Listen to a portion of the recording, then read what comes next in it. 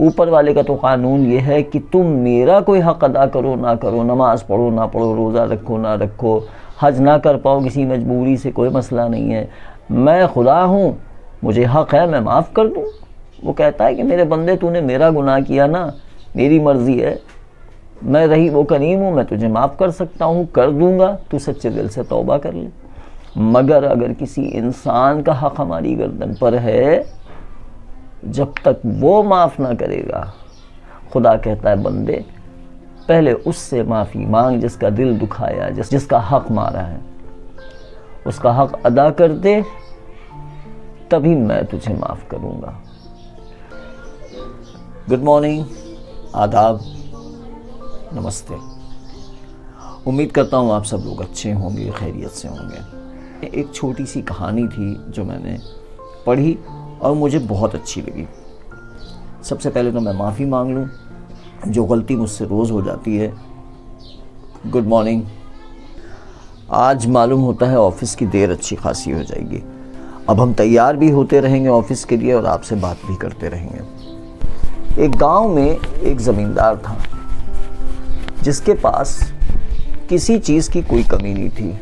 ظاہر ہے زمیندار تھا تو زمینوں کی کیا ہی کمی رہی ہوگی، اور اس کے علاوہ یہ تھوڑی سی آواز یہاں پہ آ جائے گی ٹائی کی نوٹ باندھنے کی وجہ سے، تو زمینوں کی کوئی کمی نہیں تھی، دولت ہر طرح کی تھی، مگر وہ آئے دن بیمار رہتا تھا۔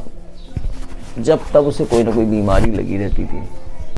ایک بیماری اسے کوئی ایسی تھی کہ جس سے وہ کسی بھی حالت میں چھٹکارا نہیں پا رہا تھا۔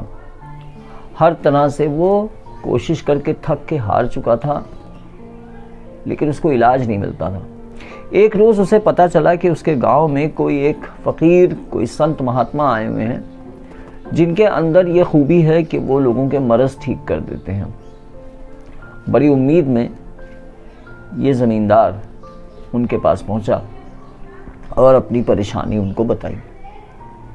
ساری پریشانی سننے کے بعد وہ فقیر، وہ مہاتما، وہ سنت بولا، تم یہ یاد کرنے کی کوشش کرو کہ کیا تم سے کوئی ایسی غلطی ہوئی ہے، کیا تم نے کچھ ایسا کیا ہے کہ تم نے کسی کا بہت دل دکھایا ہو۔ زمیندار نے بہت سوچا، سوچنے کے بعد اس نے انکار میں سر ہلایا، کہنے لگا نہیں، مجھے ایسا کچھ یاد نہیں آتا۔ اس کے بعد پھر اس فقیر نے کہا ایسا تو نہیں ہے کہ تم کسی کا حق مار کے بیٹھے ہو، کوئی ایسی چیز، کسی کی دولت، کسی کی جائیداد یا کچھ ایسا جس پہ حق کسی اور کا رہا ہو اور تم نے وہ حق مارا ہو۔ کافی دیر وہ بھی سوچتا رہا۔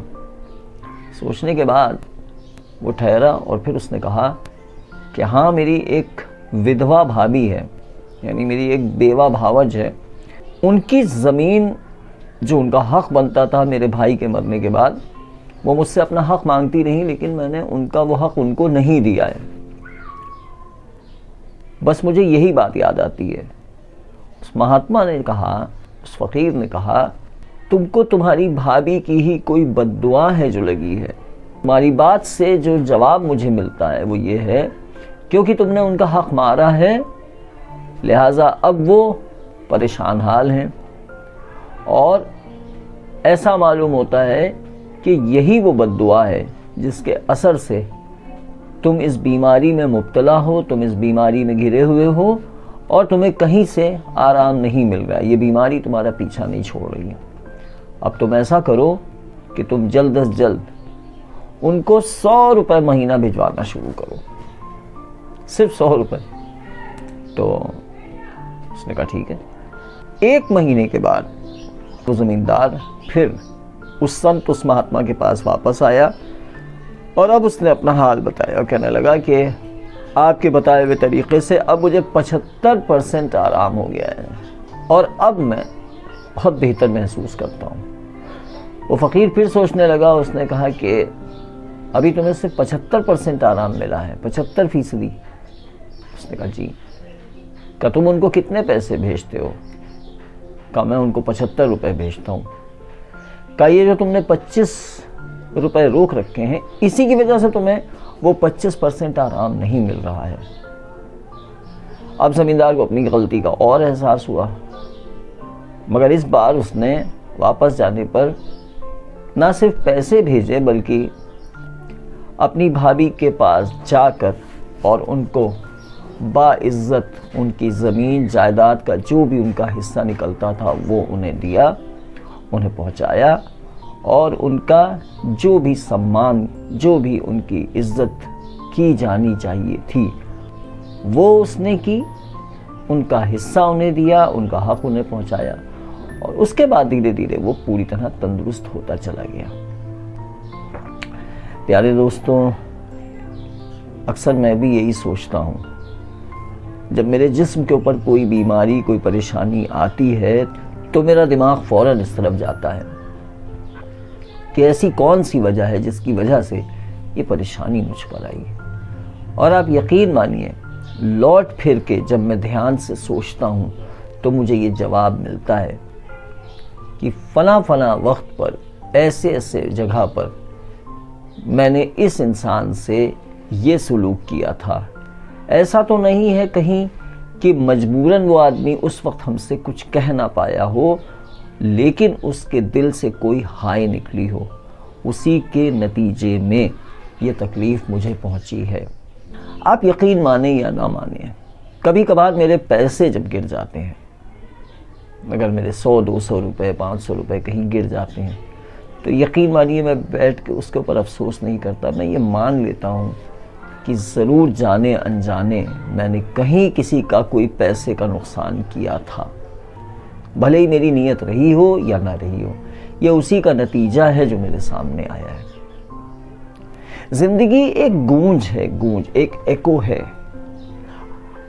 آپ کہیں گے، سامنے والے سے آپ میں جواب ملے گا۔ ہم اگر تو کہیں گے تو ہمیں سامنے والے سے تو کا جواب ملے گا۔ زندگی بھی بالکل ایسی ہی ہے۔ زندگی اصل میں ہمیں کچھ نہیں دیتی ہے، کچھ بھی نہیں دیتی ہے۔ ہم اس زندگی کو جو کچھ دیتے ہیں یہ پلٹ کے ہمیں وہی لوٹا دیتی ہے، بس اتنی سی بات ہے۔ تو پیارے دوستوں، میرے ویڈیوز کو دیکھنے والوں، سننے والوں، آپ سے گزارش کرتا ہوں، اگر آپ کو کسی وقت لگے کہ جانے انجانے آپ کی وجہ سے کسی کا دل دکھا تھا تو اس دکھے ہوئے دل والے انسان کے پاس جا کے اس انسان سے اپنے کیے ہوئے کی معافی مانگ لی جائے وقت پر، یہی بہتر ہے۔ اور اگر اس کا کوئی نقصان ہماری وجہ سے ہوا تھا تو اس کے اس نقصان کی بھرپائی کیا جانا بے انتہا لازمی ہے۔ لازمی کا مطلب ہوتا ہے ضروری ہے، اٹ از ویری امپورٹنٹ، تو یہ بھی کیا جائے۔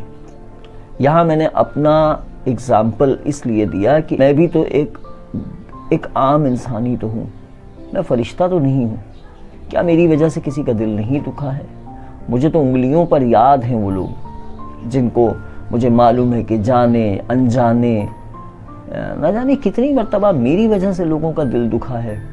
کئی بار مجھے لگتا ہے کہ فلاں کا وہ حق میرے اوپر تھا جو کسی مجبوری کے چلتے میں آج تک اس کو نہیں پہنچا پایا ہوں۔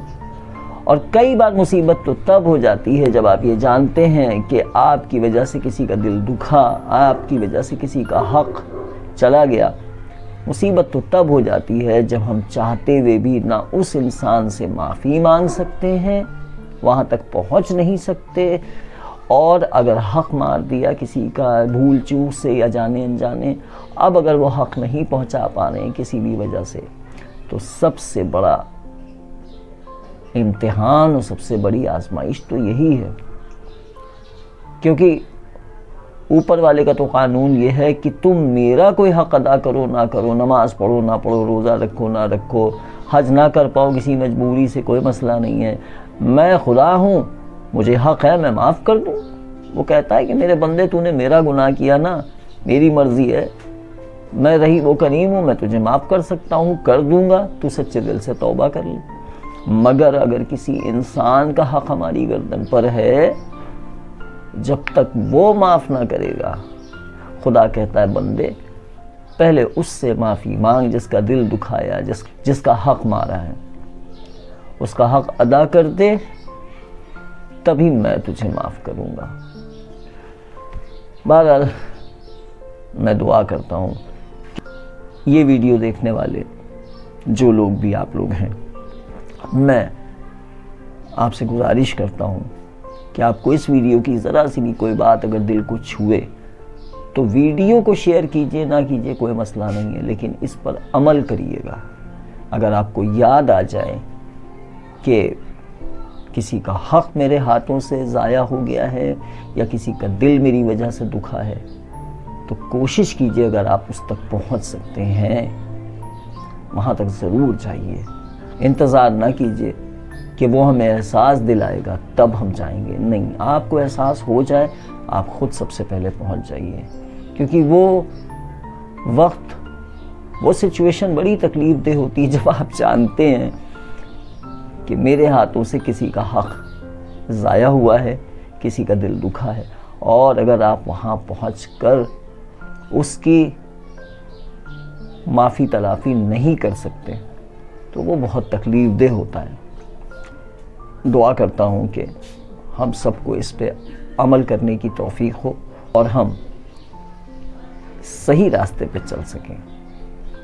اسی خیال کے ساتھ اب مجھے اجازت دیجیے، آفس کی دیر ہو جائے گی، پھر ملتا ہوں آپ سے انشاءاللہ ایک دوسرے ویڈیو میں ایک اچھے سے پیغام کے ساتھ اور اپنی روزمرہ کی زندگی کی اپڈیٹ کے ساتھ۔ فی امان اللہ، خدا حافظ، آداب، نمستے۔